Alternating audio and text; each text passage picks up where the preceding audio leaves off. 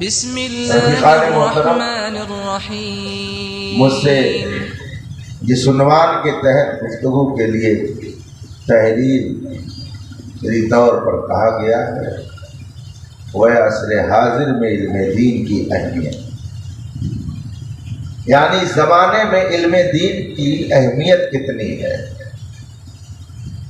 اگر آدمی کے دل میں دین کی اہمیت ہے تو کھلی ہوئی بات ہے کہ علم دین کی اہمیت سے اسے انکار نہیں ہو سکتا۔ جب کسی کے دل میں دین کی اہمیت ہوگی تو اسے علم دین کی بھی اہمیت کا احساس ہوگا۔ اللہ تبارک و تعالی نے ہمیں حضرت آدم علیہ الصلوۃ والتسلیم کی اولاد میں پیدا فرمایا۔ حضرت آدم علیہ السلام کی مبارک نسل سے اس نے ہمیں وجود بخشا۔ فرشتوں کے درمیان حضرت آدم علیہ الصلوۃ والتسلیم کی بزرگی اور عظمت جب اللہ نے ظاہر کرنی چاہی اور اللہ نے یہ بتانا چاہا کہ آدم کتنے برتر ہیں، ان کا رتبہ کتنا بلند ہے، فرشتوں کے درمیان ان کا کیا مقام ہے، تو اللہ تبارک و تعالی نے یہ نہیں فرمایا کہ اے فرشتوں میں نے آدم کو بہت خوبصورت بنایا ہے، یہ نہیں فرمایا کہ اے فرشتوں تم ان کی تعظیم کرو اس لیے کہ یہ جنتی ہیں، اللہ نے یہ نہیں فرمایا کہ یہ تم سے افضل ہیں اس لیے کہ بہت طاقت و قوت والے ہیں۔ قرآن کریم میں حضرت آدم علیہ الصلوۃ والتسلیم کی فضیلت کا جو بیان ہے آپ اس کو پہلے پارے میں پڑھ سکتے ہیں۔ جب فرشتوں نے اللہ سے کہا تھا اَتَجْعَلُ فِيهَا مَن يُفْسِدُ فِيهَا وَيَسْفِكُ الدِّمَاءَ، اے مولا، اے رب کائنات، کیا ایسی مخلوق پیدا کرے گا جو زمین میں فتنہ اور فساد پھیلائے، زمین کے اندر قتل و غارت گری کا بازار گرم کرے؟ اللہ تعالیٰ نے فرشتوں سے ارشاد فرمایا جو میں جانتا ہوں وہ تم نہیں جانتے، جو مجھے معلوم ہے وہ تجھے نہیں معلوم، وہ تم نہیں جانتے۔ پھر اللہ نے چاہا کہ حضرت آدم کی فضیلت فرشتوں کے سامنے ظاہر کی جائے، حضرت آدم کا رتبہ بتایا جائے، تو اللہ تبارک و تعالی نے کیا تدبیر اختیار فرمائی۔ دنیا کے اندر جتنی پیدا ہونے والی چیزیں تھیں، عالم مثال میں، مثالوں کی دنیا میں، اللہ نے ان ساری چیزوں کو حضرت آدم کے سامنے کر دیا۔ ایک طرف سے جتنی چیزیں دنیا میں پیدا ہونے والی تھیں سب حضرت آدم علیہ السلام کے سامنے اللہ نے لا کر کے رکھ دیا، حتیٰ کہ یہ مائک جس میں میں اس وقت بول رہا ہوں، یہ کرسی جس پہ آپ بیٹھے ہیں، یہ تخت جو یہاں لگا ہوا ہے، اور یہ جتنی چیزیں آپ دیکھ رہے ہیں، ان سب چیزوں کو اللہ نے عالم مثال میں حضرت آدم علیہ السلام کے سامنے لا کر کے رکھ دیا، اور صرف رکھا ہی نہیں بلکہ حضرت آدم علیہ السلام کو سب چیزوں کا علم عطا فرما دیا۔ ایک ایک چیز کا علم اللہ نے حضرت آدم کو عطا کر دیا۔ حدیث میں روایت میں فرمایا گیا حتیٰ کی پیالی، حتیٰ کی چمچہ، حتیٰ کی ڈوئی، حتیٰ کی کرچھوئی، سب چیزوں کا علم اللہ نے حضرت آدم علیہ السلام کو دیا، اور اس کے بعد ساری چیزوں کا جب علم اللہ نے حضرت آدم کو دے دیا، قرآن کریم ارشاد فرماتا ہے وَعَلَّمَ آدَمَ الْأَسْمَاءَ كُلَّهَا، اللہ تعالیٰ نے حضرت آدم کو تمام چیزوں کا علم دے دیا، سب کا نام بتا دیا، اور اس کے بعد میں فرشتوں کو اللہ نے بلایا اور فرمایا اے فرشتوں انبئونی بِأَسْمَاءِ هَؤُلَاءِ، بتاؤ یہ کیا چیزیں ہیں، ان کا نام بتاؤ، یہ کون سی چیز ہے جن کو تم دیکھ رہے ہو، ان کے نام بتاؤ، ان کا علم تمہیں ہے کہ نہیں؟ فرشتوں سے جب اللہ نے فرمایا تو اللہ کے حکم کو سامنے جب انہوں نے دیکھا تو عرض کی لا علم لنا الا ما علمتنا، اے مولا ہمیں کچھ علم نہیں، بس ہم اتنا ہی جانتے ہیں جتنا تو نے ہمیں علم عطا کیا ہے۔ اور اس کے بعد جب فرشتوں نے اپنی لا علمی ظاہر کر دی اور انہیں عرض کر دیا مولا ہم نہیں جانتے کہ یہ کیا چیزیں ہیں، اللہ تعالیٰ نے حضرت آدم کو بلایا اور بلانے کے بعد فرمایا یا آدم انبئہم باسماء ہؤلاء، چلو اب تم ان چیزوں کا نام بتاؤ۔ حضرت آدم علیہ السلام سے جو ہی اللہ نے فرمایا چلو ان چیزوں کا نام بتاؤ، حضرت آدم علیہ السلام نے ایک طرف سے ساری چیزوں کا نام بتا دیا، یہ فلاں چیز ہے، یہ فلاں چیز ہے، یہ فلاں چیز ہے۔ جتنی دنیا میں پیدا ہونے والی چیزیں تھیں سب کا علم اللہ تعالیٰ نے حضرت آدم کو جو عطا کیا تھا اس کی روشنی میں حضرت آدم نے ایک ایک چیز کا علم رکھ کر کے اور سب کا نام بتا دیا۔ فرمایا یہ فلاں چیز ہے، فلاں چیز ہے، فلاں چیز، سب نام بتا دیا۔ حضرت آدم علیہ الصلوۃ والتسلیم نے جب ساری چیزوں کا نام ذکر کر دیا اس کے بعد اللہ تعالیٰ نے فرشتوں سے فرمایا فرشتوں بتاؤ اب آدم کی عظمت کو تم نے سمجھا، آدم کے رتبے کو سمجھا، آدم کے مقام کو تم دیکھو، تم سے پوچھا گیا تم نہ بتا سکے، اور میں نے جو مخلوق پیدا کی میں نے اس کو اتنا علم دیا ہے، اتنا علم دیا کہ اس نے سب چیزوں کا نام بتا دیا۔ جب حضرت آدم علیہ السلام کی فضیلت فرشتوں کے سامنے اللہ نے ظاہر فرما دی، اب اس کے بعد میں حکم ہوا اے فرشتوں یہ تم سے افضل ہیں، تم سے برتر ہے، میری مخلوق ہے، مگر میں نے اس کا درجہ بہت بلند کیا ہے، اس لیے سب کے سب آدم کو سجدہ کرو، ان کی تعظیم میں سب لوگ جھک جاؤ۔ پتہ کیا چلا؟ علم وہ چیز ہے کہ فرشتوں کو بھی اپنی بارگاہ میں جھکنے کے لیے خدا کی طرف سے حکم دے دیتی ہے۔ علم وہ چیز ہے جس کی بنیاد پر فرشتوں کے سامنے حضرت آدم علیہ السلام و تسلیم کی عظمت کو ظاہر کیا۔ اللہ نے یہ نہیں فرمایا اے فرشتوں آدم بہت خوبصورت ہے سجدہ کرو، اللہ نے یہ نہیں فرمایا اے فرشتوں آدم بہت طاقتور ہیں انہیں سجدہ کرو، اللہ نے یہ نہیں فرمایا کہ آدم کی نسل سے بہت ساری اولاد میں پیدا کروں گا اس لیے یہ بزرگ و برتر ہے تم انہیں سجدہ کرو۔ نہیں، حضرت آدم علیہ السلام کی فضیلت اللہ نے اگر فرشتوں کے سامنے ظاہر فرمائی تو علم کے ذریعہ ظاہر فرمائی۔ اس سے پتہ چلا کہ علم وہ چیز ہے کہ جو حضرت آدم علیہ السلام کے لیے فضیلت کا سب سے پہلے سبب بنی، اور جب ان کی نسل آئی دنیا میں ان کی اولادیں بڑھیں تو ظاہر سی بات ہے باپ کا سچا وارث وہی ہوتا ہے جو باپ کے طریقے پر اور جب آپ کی وراثت کو لے کر کے کامیابی کے ساتھ زندگی گزارتا ہے۔ اس لیے حضرت آدم علیہ الصلوۃ والتسلیم کی اولاد میں جو ان کا ترکہ، جو ان کی وراثت کی حفاظت کرتے ہوں اور جو اپنے اندر علم رکھتے ہوں، اگر کہا جائے تو صحیح معنی میں وہی اپنے باپ کے وارث ہیں، وہی اپنے باپ کی وراثت کے محافظ ہیں۔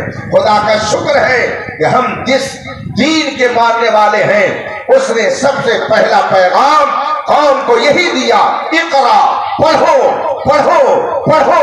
سب سے پہلا جو پیغام خدا کی طرف سے انسانوں کو پیغمبر اسلام نے دیا وہ پڑھنے کا پیغام دیا ہے، اور وہ بھی پڑھنے کا پیغام کیٹ اور بلی کے نام سے نہیں، اقرا بسم ربک، پڑھ اپنے رب کے نام سے۔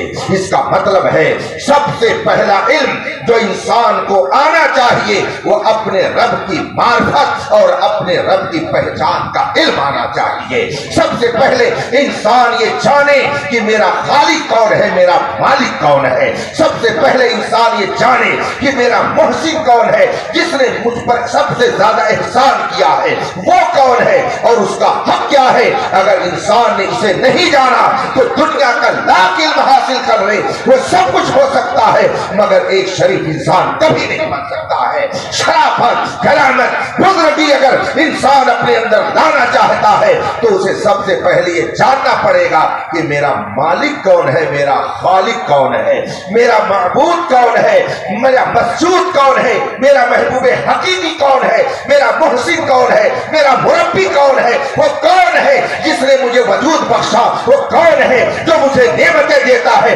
اگر اس حقیقی رب کو آدمی نے نہیں پہچانا تو کیا کیا۔ اس لیے جو علم खुदा से दूर करे वो इल्म नहीं है, वो जहालत है। जो इल्म इंसानियत से दूर करे वो इल्म नहीं है, वो जहालत है। जो इल्म जुल्म सिखाए वो इल्म नहीं है, वो जहालत है। और जो इल्म तकब्बुर लाए वो इल्म नहीं है, वो जहालत है। और जो इल्म खुदा की पहचान कराए हकीकत में वही इल्म होता है। इल्म दीन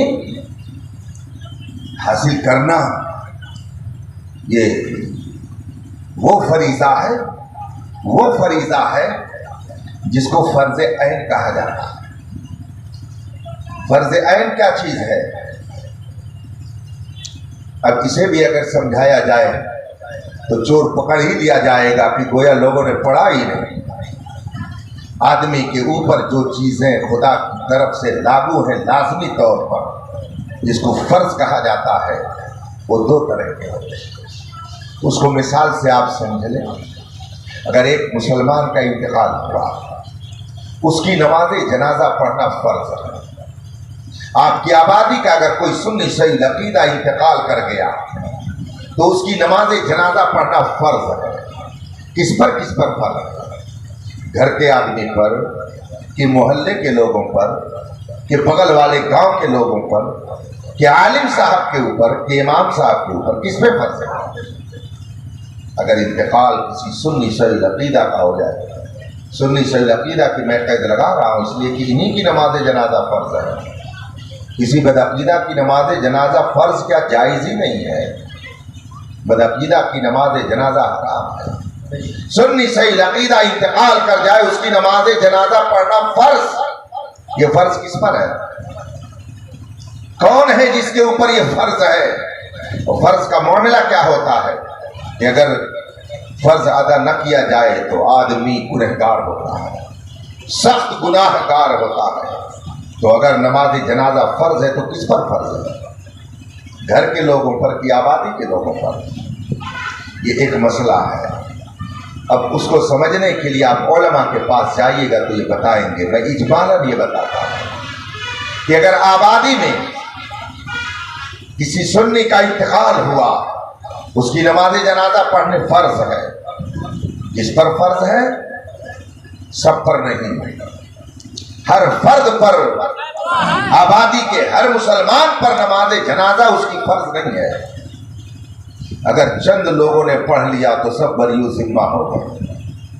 हत्ता कि अगर एक आदमी ने पढ़ लिया तो सब बरियो जिम्मा हो गए। और अगर किसी ने नहीं पढ़ी तो सब गुनहगार हुए। इसको फिक्र की इस्तिलाह में फर्ज किफाया कहा जाता है। फर्ज किफाया का मतलब होता है कि अगर चंद लोगों ने अदा कर लिया तो सब बरी हो गए, और अगर किसी ने नहीं अदा किया तो सब गुनहगार हुए। आबादी में अगर एक आदमी ने नमाज जनाजा पढ़ ली तो सब बरी जिम्मा हो गए, सबके ऊपर से फर्ज उतर गया। और अगर किसी ने नमाज जनाजा नहीं पढ़ी तो सब गुनहगार हुए। इसको फर्ज किफाया कहा जाता है कि किसी ने कर लिया तो सब बरी हो गए। लेकिन आपके ऊपर 5 वक्त नमाज पढ़नी फर्ज है। ये कौन सा फर्ज है? क्या ये भी फर्ज किफाया है कि इमाम साहब ने तन्हा पढ़ लिया सब बरी जिम्मा हो गए? मुअज्जिन साहब ने अजान कह दी, इमाम साहब ने तकबीर कही, दोनों ने मिलकर के जमात कर ली, पूरी आबादी के लोग सोए रहे, कोई फर्क नहीं पड़ता है, कोई गुनहगार नहीं होगा, किसी की जिम्मा और फर्ज नहीं रह जाएगा। नहीं, आकिल बालिग मुसलमान, जो मुसलमान है, आकिल हुआ, बालिग हुआ, अब उसके ऊपर नमाज पढ़नी फर्ज है। तो ये 5 वक्त की नमाज ये हर फर्द पर फर्ज है। इसको फर्ज ऐन कहा जाता है। और ये फर्ज ऐन वो है कि अगर आदमी ने अदा नहीं किया तो फिर वो गुनहगार होगा, फासिक कहलाएगा, मरदूद शहादा कहलाएगा। उसके पीछे नमाज नहीं हो सकती है, गवाही दे तो उसकी गवाही नहीं मानी जाएगी। अगर किसी शख्स ने एक वक्त की जानबूझ करके बिला उज़्र शरई नमाज फर्ज को तर्क कर दिया तो ऐसा नहीं है कि दूसरों ने पढ़ लिया तो वो बरी जिम्मा हो गया। खुद सारे अहकाम उसके ऊपर लागू होंगे। हर फर्द पर जो चीज फर्ज हो जाए वो फर्ज ऐन कहलाए, और जो किसी पर वाजिब हो कर्ज हो, सब पर यूं जिम्मा हो जाए, किसी एक के कर लेने से उसको फर्ज किफाया कहा जाता है। नमाज जनाजा ये फर्ज किफाया है कि अगर एक ने पढ़ लिया तो सब पर यूं जिम्मा हो गए, मगर नमाज पंजगाना पढ़ना ये फर्ज किफाया नहीं है, फर्ज ऐन है। हर आकिल बालिग मुसलमान पर ये फर्ज है। इल्म दीन हासिल करना ये फर्ज किफाया नहीं है कि अगर एक आलिम बन गया तो सब पर यूं जिम्मा हो गए। इतना इल्म दीन हासिल करना कि जिससे नमाज का तरीका मालूम हो जाए, वुजू करने का तरीका मालूम हो जाए, रोजा रखने का तरीका मालूम हो जाए, ज़कात अदा करने का तरीका मालूम हो जाए, अल्लाह रसूल के हुकूक क्या है वो मालूम हो जाए। इतना इल्म हासिल करना हर मुसलमान पर फर्ज है। ये फर्ज किफाया नहीं है बल्कि फर्ज ऐन है। हर आदमी के ऊपर ये लाजिम है इतना इल्म वो जरूर हासिल करे कि कम अज कम अपने ईमान और अकीदे की हिफाजत करे। सुभान। और अगर इतना इल्म हासिल नहीं किया तो वो खुद गुनहगार हो गया, वो खुद मुजरिम हो गया। और जहालत, इल्म दीन से गफलत ये तमाम बुराइयों की जड़ है। बदअकीदगी जहालत से आती है, बदअमली जहालत से आती है, जुल्म सितम जहालत की पैदावार है, तमाम बुराइयों की जड़ जहालत है। इसीलिए मेरे करम फरमा अल्लाह उनकी तुरबत पर रहमतुल नूर की बारिश फरमाए। हजरत अल्लामा मुफ्ती निजामुद्दीन अहमद नूरी साहब साबिक उस्ताद बराव शरीफ कभी कभी मजाक में बहुत सारी बातें तफरीह के लिए जब कहते थे तो ये भी कहते थे कि मौलाना अगर किसी मरीज को देख करके हदीस में दुआ के लिए हुक्म आया है कि मरीज को देखो तो ये दुआ पढ़ो, तो मैं कभी कभी किसी को देख करके दुआ पढ़ता हूँ। तो जानते हैं वो कौन है जिनको देख के दुआ पढ़ता हूँ? मैंने कहा कौन? कहा अगर मेरे सामने कोई जाहिल आता है तो मैं सोचता हूँ कि ये जहालत के मर्ज में मुब्तला है। अगर कोई दूसरी बीमारी में मुब्तला है उसे देख करके ये दुआ पढ़ी जानी चाहिए, तो ये जहालत की बीमारी में मुब्तला है, इसे भी देख करके मैं दुआ पढ़ता हूँ कि अल्हम्दुलिल्लाहिल्लज़ी आफ़ानी मिम्मा इब्तलाका बिही। खुदा का फज़ल है कि उसने जिस चीज में तुम्हें मुब्तला किया है मुझे नहीं मुब्तला किया है, बल्कि उसने मुझे महफूज रखा है। फरमाते ये जहालत वो बीमारी है जो बेशुमार बीमारियों की जड़ है। और आइए मैं आपको बताऊं, अभी तकरीबन कुल ज्यादा से ज्यादा 6 महीना पहले की बात होगी, मैं अपने गरीब खाना खलीलाबाद में मौजूद था। इत्तेफाक से शाम के वक्त मेरे घर पे कुछ औरत कुछ मर्द आ पहुंचे। मैंने खैरियत के बाद हालात दरियाफ्त करना चाहा तो उन्होंने कहा हजरत मामला ये है कि इस लड़के ने अपनी बीवी को, सामने उसकी बीवी भी बैठी हुई थी, कहा इसको तलाक दे दिया है। अब ये मसला लेकर के आए हुए, इसका हल क्या है, इसकी सूरत क्या है? मैंने कहा क्या कहा? कहा ऐसे ऐसे कहा। मैंने कहा और क्या कहा, क्यों ऐसी नौबत आई? तो लड़की कहने लगी ये मुझसे झगड़ा करते रहते हैं, ऐसा करते हैं वैसा करते हैं। मैंने कहा और क्या? तो उसने एक कागज दिखाया और कहा हजरत 1.5 साल पहले इन्होंने मुझे ये बातें भी कही हैं। हमने कहा 1.5 साल पहले इसने ये सारी बातें तेरे सामने कही हैं? कहा हाँ। मैंने कहा फिर तू कहाँ रहती थी? कहा मैं इन्हीं के साथ रहती थी। 1.5 साल से तुम इसी के साथ रह रही हो? कहा हाँ मैं इसी के साथ रह रही हूँ। अभी इन्होंने कुछ दिन पहले तलाक दिया है तो मैं फिक्र में पड़ गई कि अब क्या करूं। मैंने कहा सुनो, 1.5 साल पहले क्या तेरे शौहर ने ये सारी बातें कही है? कहा हाँ। मैंने कहा क्यों कहा? उसने कहा कि जब घर में ये आते कहीं से कोई कुछ कमा करके नहीं लाते, क्योंकि ये दिन भर घूमते रहते थे, शाम को घर पहुंचते तो मैं कहती फला चीज की जरूरत है, फला चीज की जरूरत है, तो उनका टेम्परेचर हाई हो जाता, उससे में हो जाते और फिर वो इस तरीके की बातें कहने लगते। ये जो मैंने नोट कर रखा है। मैं लड़के की तरफ मुखातब हुआ। मुखातब होकर मैंने लड़के से कहा क्या तूने ये बातें कही हैं? उसने कहा हाँ मैंने ये कहा। मैंने कहा देख इसमें लिखा क्या है? जानते हो क्या कह रहा है? उसने क्या क्या बातें कह रखी थी अपनी बीवी को?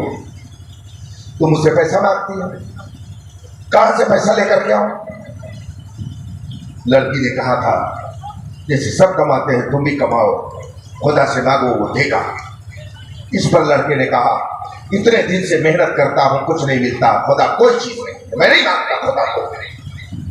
लड़की ने कहा नमाज पढ़ोगा, मैं नमाज को नहीं मानता, नमाज पढ़ने से क्या होता है, इतने सारे नमाजी पढ़ते हैं, नमाज क्या सब पैसे वाले हो गए, नमाज कोई चीज नहीं है, खुदा कोई चीज नहीं, मैं नहीं मानता, मैं इससे बेहतर दूसरा मजहब समझता हूँ। मैंने कहा कब उसने कहा? 1.5 साल पहले ये जुमले कहे हैं। मैंने कहा माज़ अल्लाह रब्बिल आलमीन। लड़के का बाप भी मौजूद था, लड़के की माँ भी मौजूद थी, बीवी भी मौजूद थी, जो अब बीवी नहीं रह सकती थी, नहीं थी। मैंने कहा 1.5 साल पहले ये जुमले तुमने कहे? कहा हाँ। मैंने पूछा दोनों मियाँ बीवी की तरह रहते थे? कहा हाँ। मैंने कहा माज़ अल्लाह रब्बिल आलमीन, सुनो, जिस वक्त तुमने खुदा की शान में गुस्ताखी की उसी वक्त तू बेदीन और काफिर हो चुका था और तेरी बीवी निकाह से निकल चुकी थी। 1.5 साल से तू इसे अपने घर में बीवी बना करके रखे हुए, एक तो तू मुर्तद हो चुका था उसी वक्त, और दूसरी बात ये कि ये तुम्हारे निकाह से जब निकल चुकी और फिर भी तू इसको बीवी बना करके रख रहा है, रखे हुए हैं। ये तूने ज़िना का बाजार अपने घर में इस तरह से कर्म कर रखा, बरकतें नहीं नहुसतें आएंगी। एक जहालत की बुनियाद पर तू काफिर भी हो चुका है, ज़िनाकार भी हो चुका है, और तुझे पता नहीं है कि मैं कितने जुर्मों में मुब्तला हूं और कितने गुनाह का इर्तिकाब मेरे घर में किया जा रहा है। तो आदमी को अगर इल्म नहीं होगा तो उसका अकीदा भी सलामत नहीं रह सकता है। अगर इल्म दीन नहीं होगा तो आदमी अपनी बीवी को भी महफूज नहीं रख सकता है। अगर आदमी के पास इल्म दीन नहीं होगा तो वो नमाज भी सही ढंग से नहीं पढ़ सकता है, खुदा की बारगाह में खड़े होने का शौर भी नहीं पैदा हो सकता है। आपने देखा, उसे पता ही नहीं कि मैं बेदीन हो चुका हूँ, मैं काफिर मुर्तद हो चुका हूँ। खुदा की शान में गुस्ताखी करने से आदमी इस्लाम से बाहर हो जाता है, उसे ये पता ही नहीं। और 1.5 साल पहले मुर्तद होकर के भी अपनी एक औरत को बीवी बना करके रखे हुए, ये किसका नतीजा है? इल्मे दीन ना हासिल करने का नतीजा है।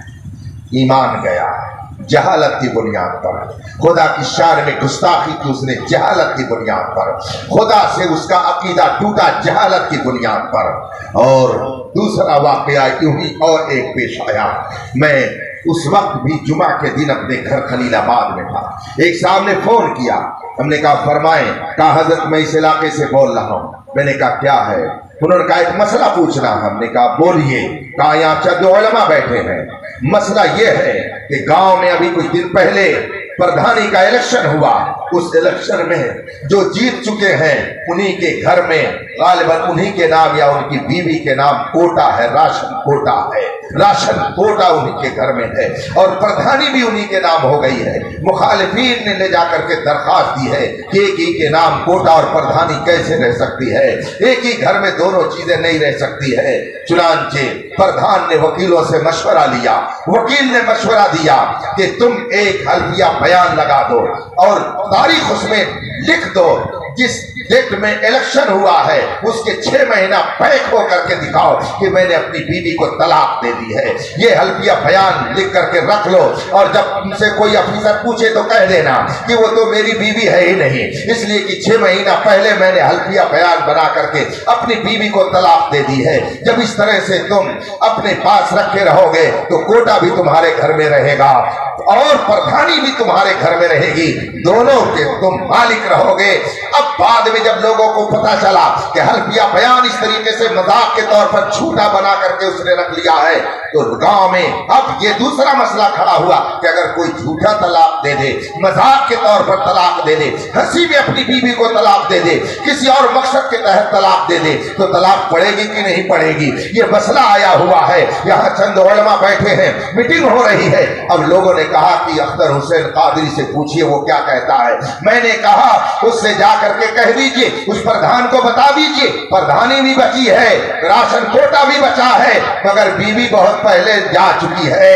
तुमने राशन कोटा बचाने के लिए और तुमने अपने घर में प्रधानी बचाने के लिए तो जतन कर लिया, वकील से पहले अगर तुमने दीन के वकील आलिम दीन से राब्ता कर लिया होता तो आज तुम्हारी बीवी भी बची रहती, तुम मुजरिम और गुनहगार भी नहीं होते। तुमने जहालत की बुनियाद पर जो कदम उठा लिया, राशन कोटा तो बाकी है, प्रधानी भी बाकी है, मगर तेरा घर उजड़ चुका है, तेरी बीवी तेरे निकाह से निकल।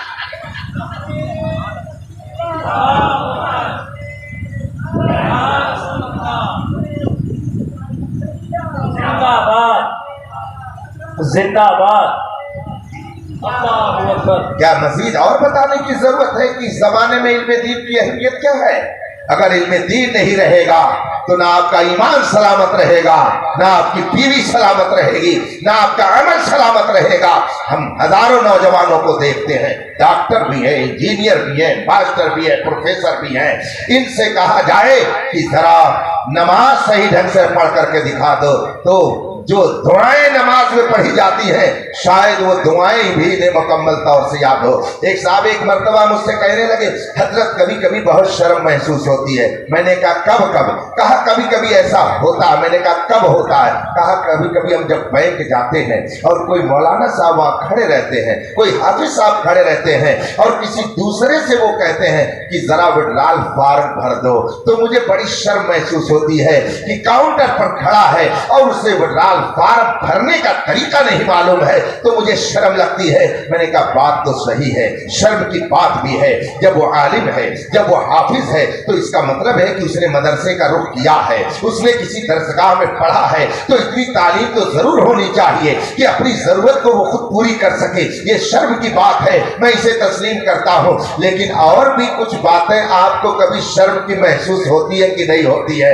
کہا حضرت کیا ہے؟ میں نے کہا میں بھی کبھی کبھی بہت شرم محسوس کرتا ہوں. مجھ سے بھی سن لیجئے کہ کب کب ایسا ہوتا ہے. کہا حضرت آپ بھی بتا دیجئے. میں نے کہا جب باپ کا جنازہ ہوتا ہے، ماں کا جنازہ سامنے موجود ہوتا ہے اور نماز جنازہ پڑھنے کی بات ہوتی ہے، اور اگر کہہ دیا جائے بیٹے سے بتاؤ میت کے لیے نماز جنازہ تم پڑھنے کی خاطر آئے ہو، بتاؤ دعائے میت کیا ہے، دعائے نماز جنازہ کیا ہے، تو بیٹا کہتا حضرت نہیں معلوم ہے، مولانا صاحب چلیے آپ پڑھا دیجئے. تو وہ باپ جس کی پراپرٹی پر بیٹا قبضہ کر رہا ہے، وہ ڈاکٹر تو ہے، انجینئر تو ہے، ماسٹر تو ہے، مگر اپنے باپ کی صحیح نماز جنازہ پڑھنے کا اسے شعور نہیں ہے. تو ایسے موقع پر مجھے بھی بہت شرم محسوس ہوتی ہے کہ ایک نوجوان جو مسلمان گھر میں پیدا ہوا اسے نماز جنازہ پڑھنے کا طریقہ نہیں معلوم ہے. اس سے بڑھ کر کے اور شرم کی بات کیا ہوگی؟ میں نے کہا اور بھی کبھی کبھی مجھے شرم آ جاتی ہے. کہا اور بتا دیجئے حضرت. میں نے کہا جب ایک نوجوان مسجد میں جاتا ہے اور کھڑے ہو کر کے جب وہ نماز شروع کرتا تو کبھی ادھر دیکھتا کبھی ادھر دیکھتا ہے، اسے یہ بھی نہیں پتا ہے کہ حکم الحاکمین کی بارگاہ میں کھڑا کیسے ہوا جاتا ہے. دنیا دار کے سامنے، لیڈروں کے سامنے، افیسروں کے سامنے کھڑا ہونا اس نے سیکھ لیا. کیسے ادب کیا جائے گا، کیسے اسے سر کہا جائے گا، کیا جملے استعمال کیے جائیں گے، یہ تو اس نے سیکھ لیا. مگر رب کائنات کی بارگاہ میں کس طرح سے کھڑا ہوا جائے گا یہ طریقہ اسے نہیں آ سکا. یہ طریقہ اگر آئے گا تو علم دین. آپ کیا نہیں دیکھتے ہیں؟ اور خاص کر آج کل تو اللہ اکبر، کسی پاگل نے کسی وقت کسی وجہ سے پھٹا کپڑا پہن لیا ہوگا، پھٹی پینٹ پہن لی ہوگی، تو میرے نوجوانوں کو کیا ہو گیا کہ یہ مسجد بھی پہنچتے ہیں تو پھٹی ہوئی پینٹ پہن کر کے، بلکہ نئی نئی پینٹوں کو پھاڑ کر کے پہنتے ہیں اور کہتے ہیں یہ بھی ایک فیشن ہے. خدا کی بارگاہ میں جا رہے ہیں اور انہیں یہ نہیں احساس ہے کہ ہم خدا کی بارگاہ میں کون سا کپڑا پہن کر کے جائیں. اگر آپ اسی طریقے سے بنیان اور لنگی